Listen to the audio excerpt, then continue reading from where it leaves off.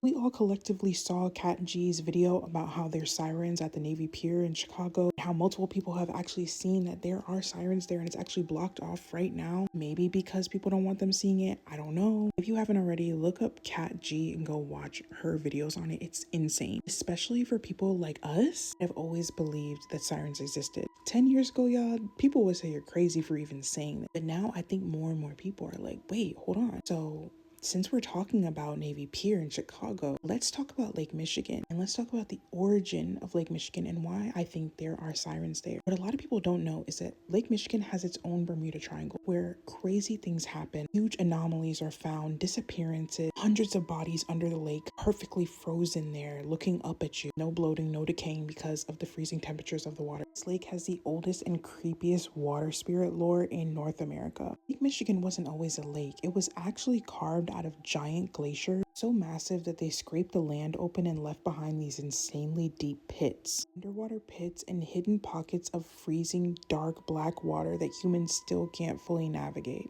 When the glaciers melted, the lake was made, perfectly calm on the surface but hiding entire submerged valleys underneath. It was then that the indigenous tribes of that area started to sense and see the water spirit. Ojibwe people and the Potawatomi people did not have sirens like the Europeans did. They had something way scarier, and that was the Mishibisio.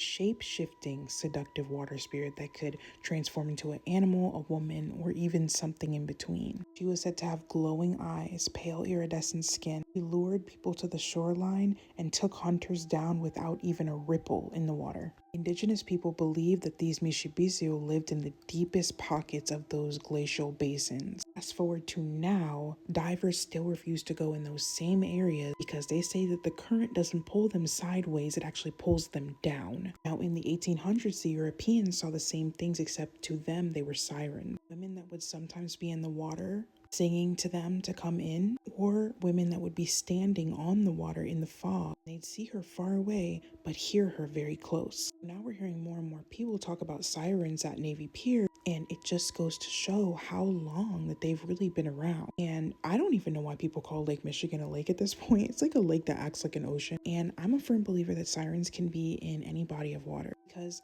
they're spiritual, like they're literally demonic. So I don't think that they would be held to just the ocean. So the fact that people are still hearing voices luring them into the lake is honestly just a reminder that the tribes that lived there first, they knew exactly what was going on. We just didn't listen. Anyway, y'all, as always, make sure you like and follow and comment down below if we should keep this going.